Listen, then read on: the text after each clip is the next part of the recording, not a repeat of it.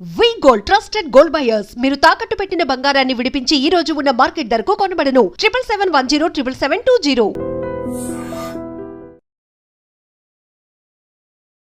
Video చూస్తున్నటువంటి iDream media ప్రేక్షకులందరికీ నమస్కారం అండి. నా పేరు రమేష్ బాబు. మాది చెంచు గిరిజన మూలికా వైద్యం, నల్లమల్ల గిరిజన ప్రాంతం. అడవిలో దొరికేటటువంటి వనమూలికలు, మన ప్రకృతిలో దొరికే మొక్కలు అవి ఏ విధంగా చేసుకోవాలి, వాటిని ఎలా మనం గమనించాలి అనేది ప్రతి ఒక్కటి ఈ యొక్క వీడియోల ద్వారా, ఛానల్ ద్వారా మీకు తెలియజేయడం జరుగుతుందండి. అయితే ఈ వీడియోలో మనము కంటి చూపుకు సంబంధించినటువంటి ఒక ఔషధం గురించి తెలుసుకుందాం. కంటి చూపు అంటే, కంటి చూపు ఎందుకు తగ్గిపోతుందంటే మనం తినే ఆహారం వల్ల. పూర్వం రోజులలో ఏం చేసేవాళ్ళంటే, ప్రకృతిలో దొరికేటటువంటి మూలికలు ఎన్నో ఉన్నాయి కాబట్టి వాటిని తెచ్చుకొని ఏ సీజన్లో మనకు ప్రకృతిలో ఏ మొక్క ఉంటుంది ఆ మొక్కలను తెచ్చుకోవడం, వాటిని కూరలాగా కానీ వేపులాగా కానీ పప్పులో పెట్టుకొని తినేవాళ్ళు. కాబట్టి మనము ఇప్పుడు చెప్పుకోబోతున్నటువంటి మొక్క కంటి చూపుకు, అదేవిధంగా కంట్లో శుక్లాలు వచ్చినా, కంట్లో ఏదైనా పొరల్లాగా వచ్చి, అదేవిధంగా లాంగ్ సైటు షార్ట్ సైటు ఇట్లా వస్తాయి కదా, వీటికి అన్నిటికీ చక్కగా ఉపయోగపడేటటువంటి మొక్క, అందరికీ తెలిసినటువంటి మొక్క మునగ చెట్టు యొక్క ఆకులు, అదేవిధంగా పూలు అన్నీ తీసుకోవచ్చు. ఈ విధంగా మునగ ఆకులు, పూలు ఇట్లా తెచ్చుకొని బాగా నీట్గా వీటిని మనము ఒకటి పప్పులోనే పెట్టుకోవచ్చు, లేకపోతే దీన్ని వేపుడులాగా చేసుకొని రొట్టెలైనా తినచ్చు. ఇప్పుడు ఈ విధంగా రెగ్యులర్గా అందరికి తెలిసి ఉండొచ్చు.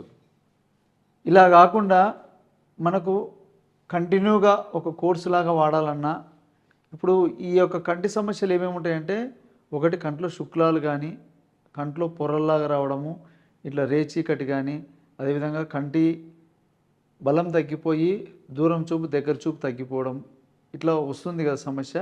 వాటికి మనం ఔషధంలాగా తయారు చేసుకోవాలా, బాగా పవర్ఫుల్గా మందు ఉండాలంటే ఈ యొక్క మునగ పూలు, దాని ఆకులు తెచ్చుకొని నీడలోనే ఆరబెట్టుకోవాలి.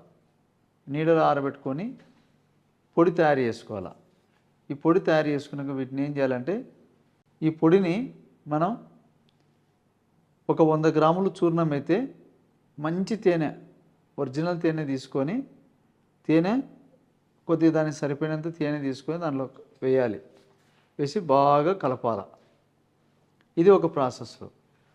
లేదు అంటే మనం కలకండ ఉంటుంది, కండ చక్కెర, కలకండ తీసుకొని, కలకండ అంటే మనకు ఈ విధంగా కలకండ, ఇట్లా కండ చక్కెర కలకండ అంటుంది దీన్ని.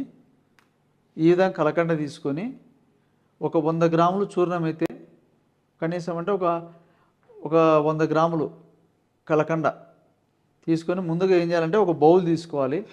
బౌల్ తీసుకొని అందులో కొద్దిగా నీళ్ళు పోయాలి. నీళ్ళు పోసి చిన్న మంట మీద బాగా ఉడకాల. చిన్న మంట మీద బాగా ఉడికినాక అది బాగా బాయిల్ అయిపోయి నీళ్ళు అప్పుడే మనకు కొత్తని బాగా ఉడుకుతాయి అనమాట, బాగా బుగ్గల్లా వస్తాయి. అప్పుడు బాగా వేడి మీద ఉన్నప్పుడు ఈ కండ చక్కెర చూర్ణం తయారు చేసి పెట్టుకోవాలి పౌడర్ లాగా. ఆ పౌడరు అందులో వేసేసేయాలి.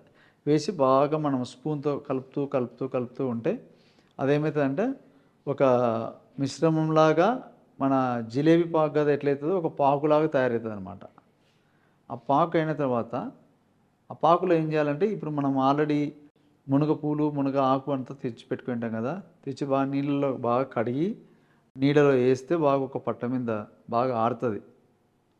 ఆరినాక దాన్ని ఏం చేయాలంటే ఒక రోట్లో బాగా కొద్దిగా లైట్గా దంచి దాన్ని మిక్సీలో పొడి పట్టుకోవాలి. పొడి పట్టుకొని జల్లెడతో మెత్తగా మనకు అరిగిపోయేటట్టుగా చేసుకోవాలి. అది చిన్న జల్లెడ కానీ లేకపోతే బట్టలో కానీ వేసి బాగా మెత్తగా, అంటే మెత్తని పౌడర్ వస్తుంది. ఆ పౌడర్ ఒక 100 గ్రాములు తీసుకొని ఆల్రెడీ మనం పాకు తయారు చేసినాం కదా, ఆ పాకులో వేసేసుకోవాలి. వేసేసి కొద్దిగా బాగా కలపాలి. కలిపినామంటే ఆ వేడి మీద బాగా కలుస్తుంది. కలిసినాక దాన్ని మనం కొద్దిగా వేడి అయినాక బాగా అంతా కలిసిపోయినాక దాన్ని పక్కకు దించుకొని పొయ్యి మీద నుంచి దీన్ని ఏం చేయాలంటే మీరు ఒకవేళ తయారు చేసేటప్పుడు మట్టి పాత్ర తీసుకోండి. న్యాచురల్గా ఔషధం కూడా బాగుంటుంది. మట్టితో చేసినటువంటి ఆ యొక్క వస్తువులో మనం ఏదైనా మందు చేసుకున్నా కూడా ప్రకృతి పరంగా చాలా ఆరోగ్యం కూడా బాగుంటుంది అనమాట. మట్టి ద్వారా మనకు వచ్చేటటువంటి ఆ యొక్క ఔషధ బలం. కాబట్టి ఆ విధంగా ఈ మట్టి పాత్రలో అదంతా వేసుకొని అంతా కలిపిన తర్వాత అందులో లాస్ట్కు కొద్దిగా ఒక 20 గ్రాములు 30 గ్రాములు కొద్దిగా నెయ్యి, సరిపోయినంత నెయ్యి కొద్దిగా వేసేయండి. ఆ వేడి మీద ఉన్నప్పుడే నెయ్యి, మంచి నెయ్యి వేసేసి బాగా కలిపేసి దాన్ని బాగా నీట్గా కలిపేసుకొని పెట్టుకుంటే మనకు ఏంటంటే రెగ్యులర్గా మనం పప్పులలో కూరలలో పెట్టుకొని తినడం మనకు రెగ్యులర్గా దొరకాలంటే పొయ్యి తెచ్చుకోవాలా. ఇప్పుడు ఈ విధంగా మనం లేహ్యంలాగా తయారు చేసుకొని మనం వాడినట్టయితే దాన్ని తయారు చేసుకుంటాం కదా, దాన్ని ఎట్లా వాడాలంటే పొద్దున ఒక చెంచా హల్వాలాగా తయారవుతుంది. అంత హల్వాలాగా తయారైపోతుంది కదా, అంత పాకులో అవి పొడి వేసి అంత నెయ్యి వేసి కలిపితే అంత ఒక హల్వా టైప్లో ఉంటుంది. తినడానికి రుచిగా ఉంటుంది. నెయ్యి వేసింటాం కాబట్టి బాగా మంచి టేస్ట్ వస్తుంది అనమాట. కాబట్టి నెయ్యి బలమే, తేనె బలమే, మునగా ఆకులు పూలతో తయారు చేసిన ఇది మూలికలు కూడా కాంబినేషన్ కూడా బలమే. కాబట్టి ఇదంతా తయారు చేసిన ఔషధం ఇంకా బలం. కాబట్టి దీన్ని పొద్దున ఒక స్పూను, సాయంత్రం ఒక స్పూను. ఒకవేళ కంటి సమస్యలు వచ్చిన వాళ్ళైతే పొద్దున సాయంత్రం తినాల. ఒకవేళ కంటి సమస్యలు ఏం లేదు అనుకుంటే కూడా లేని వాళ్ళు కూడా తినచ్చు. ఇప్పుడు మనకేం ఇబ్బంది, ఇప్పుడు మునగ కాయలు తింటాం మనము, మునగ ఆకు కూడా తింటున్నాము. ఇప్పుడు ఇది లేహ్యమే కదా, తేనె నెయ్యి ఉంటుంది పొడి, కాబట్టి ఒక స్పూన్ తినచ్చు వాళ్ళు. ఇంత ఒక మండలం వాడచ్చు. ప్రాబ్లం లేని వాళ్ళకు ఎప్పుడైనా కానీ ఏ మందు అంటే మందుకు సంబంధించిన ఏదైనా తినాలన్నా కూడా 41 డేస్ చేయాలి కోర్సు. 41 డేస్ చేసినట్టయితే వాళ్ళకి మళ్ళీ ఆ సంవత్సరం అంతా, ఆ సంవత్సరం కాకపోయినా మళ్ళీ కొన్నేళ్ళ వరకైనా కానీ వాళ్ళ కంటి చూపు ఉంటుంది. ఏమంటే మామూలుగా రెగ్యులర్గా తింటూ ఉండాలి అప్పుడప్పుడు. ఈ మునగాకు, పొండగంటాకు, తెల్ల గలిజెరు, ఇవి ఎట్లాంటివన్నీ పప్పులో కానీ వేసుకొని తినడము, కూరలాగా తినడము అట్లా చేస్తూ ఉంటే కంటికి బలము. అలాగా మనం రెగ్యులర్గా చేసుకోలేము అన్నప్పుడు ఈ విధంగా తయారు చేసుకుంటే ఇంట్లో పిల్లలు తింటారు, మీరు తింటారు, అందరు తినచ్చు. అందరికి ఉపయోగపడేది ఇది. ఏమంటే మనకుండే ఈ బిజీ షెడ్యూల్లో మనం ఏం చేస్తామంటే ఒక సమస్య వచ్చినప్పుడే దాని గురించి మనం ఆలోచిస్తున్నాం. అట్లా సమస్య రాకముందుకు ఇప్పుడు గ్యాస్ ట్రబుల్ కానీ, కంటి చూపుకు కానీ, తర్వాత ఏదైనా చిన్న చిన్న గాయాలు అయితే ఇంట్లో ఏదైనా పిల్లలు ఏదైనా కాల్చుకొని అంటే ఏదైనా కాలి పుండ్లులాగా అయిపోతుంటాయి, ఇట్లాంటి వాటి కానీ అంటే మనకు రెగ్యులర్గా ఎమర్జెన్సీగా ఏదైతే ఇప్పుడు హెయిర్ ఆయిల్ కానీ ఇట్లా మనకు ఎమర్జెన్సీగా ఉపయోగపడేటివి కొన్ని మనము సొంతంగా చేసుకోగలిగేటివి చిన్న చిన్న రెమెడీస్ కొన్ని మనం ఇంట్లోనే చేసుకోవచ్చు. ఇప్పుడు హెయిర్కు సంబంధించి ఆ ప్రాబ్లం వచ్చినప్పుడు అక్కడ పోయి ఇబ్బంది పడాలంటే హెయిర్ ఆయిల్ తయారు చేసుకోవచ్చు సింపుల్గా. నేను కొన్ని వీడియోలో చెప్పాను అవి. అట్లా అంటే కొన్ని మనం ఇంట్లో చేసి పెట్టుకుంటే టక్కనే ఆ సీసా తీసుకుంటాము, తయారు చేసుకునే ఉంటాం కాబట్టి వాడుకుంటాము. ఆ తయారు చేసే విధానం అన్నీ క్లియర్గా చెప్పింటాం కాబట్టి 1-2 సార్లు మీరు వింటే క్లియర్గా అర్థమైపోతుంది. కాబట్టి ఈ విధంగా కొన్ని మనకు పూర్వం రోజులలో అందరూ ఇళ్ళలోనే వైద్యం చేసుకునే వాళ్ళు, హాస్పిటల్కి వెళ్ళలేదు తక్కువ.